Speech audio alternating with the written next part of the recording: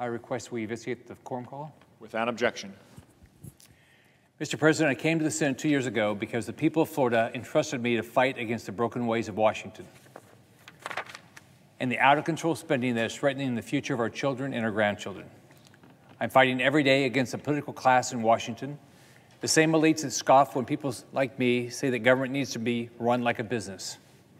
They say government's too complicated to run like a business. But I say that any elected official or government bureaucrat who believes that should resign tomorrow because they're part of the problem. It's time to wake up. It's time to wake up to the fact that every dime spent in Washington belongs to American taxpayers, and every dollar spent now is a tax increase for a future generation. It's time to wake up to the fact that our nation is more than $27 trillion in debt. Every cent we spend moving forward threatens our ability to fund our military and our safety nets like Social Security, Medicare, and Medicaid. It's time to wake up to the fact that our position as the leader of the free world is not promised and shouldn't be taken for granted. Irresponsible career politicians who care more about their next election than the future of our country will run this nation to the ground if we let them. And I'm fighting like hell to make sure they don't. Now, let me be clear. I support another relief measure to help our small businesses and individuals that are hurting because of the coronavirus. For months, Senate Republicans have been trying to pass responsible and targeted measures to quickly help those in need, and for months, Democrats have blocked these measures because of politics. Nancy Pelosi admitted it. She said she purposefully stood in the way of a deal until after the presidential election so that politics would be in their favor to, quote, avoid considerations in the legislation that we don't want, unquote. It's shameful and exactly why the American people are fed up with Washington. Congress has already allocated $2 trillion in direct and indirect aid to states and localities. And we know, unfortunately, because Congress tried to get this money out of the door as quickly as possible, many programs within the CARES Act are riddled with waste, inefficiency, and fraud. Now, a group of my colleagues want to spend another $1 trillion, including almost $200 billion to bail out liberal states with governors that can't do the basic job they're elected to do, manage their own budgets. And we don't even know how much is still unspent from the previous coronavirus relief packages. I've reached out to every single governor twice now to learn exactly how they have spent the hundreds of billions of dollars they've already received, and only 10 have replied. They won't tell us because they don't want us to know that there are still billions of dollars left unspent. They don't want us to know that the real purpose is to take taxpayer money meant to help get through this crisis and use it to backfill their inefficient and wasteful budgets and pension programs.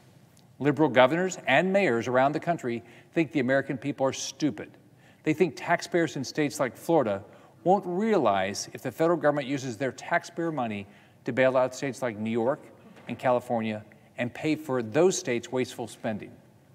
Governor Newsom has had his hand out for bailout despite the fact that California's tax revenues for this fiscal year is running $9.9 billion or 18.6% above projections.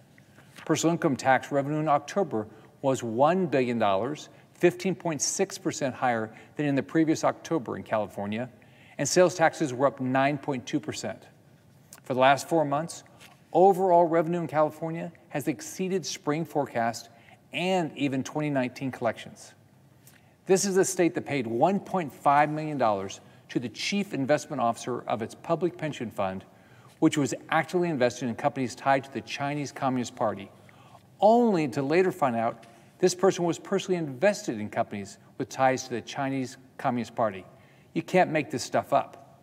How's that for pension waste and a national security threat? Same story with Governor Cuomo. New York's overall tax revenue was up 4.3% in September compared to September 2019. These are the same governors that are okay issuing new stay-at-home orders that are killing small businesses. As long as they get more money from the federal government to backfill their budgets and pension plans, they don't care how many people in their state have to suffer. These governors and mayors don't care, as long as they don't have to follow their own oppressive rules. Let's not forget about Nancy Pelosi and the hair salon, California Governor Gavin Newsom dining at the French Laundry, Austin Mayor Steve Adler encouraging constituents to stay home from his timeshare in Mexico. Do as I say, not as I do. These liberal politicians who refuse to open their states or spend taxpayer money wisely are seeing high numbers of unemployment. Most of the states with the highest unemployment rate in the country are controlled by Democrats. On the other hand, Republican-led states are making the hard choices to get on a fiscal responsible path and reopen their economies safely are succeeding in seeing lower unemployment rates. 30 states have halved their unemployment rate since May, while GDP grew 33% in the third quarter, erasing losses from the previous quarter. You can see there, this is from a Wall Street Journal editorial. You can't, if you haven't heard, states are experiencing a surge of tax revenue. Politicians don't want this good news to get out because they want to get more of our money from states like Florida to pay for the budgets of Illinois, New York, California, and New Jersey. And you can see the GDP growth of 33% in that quarter. And over here you can see states have seen a big drop-off in their unemployment rates by half over the last 6 months. And there's been a big growth in private sector employment. But it doesn't stop these liberal governors and mayors from wanting more money. Look, I know everyone wants to help our states, and so do I. We help our states by ensuring appropriate spending of the billions of dollars in taxpayer dollars already allocated. We help our states by safely opening the economy and getting Americans back to work. We help our states by sending money to schools to safely reopen and funding vaccine research and distribution. Most states will be in a strong position to get through this pandemic without more federal aid, and that's great news for our country.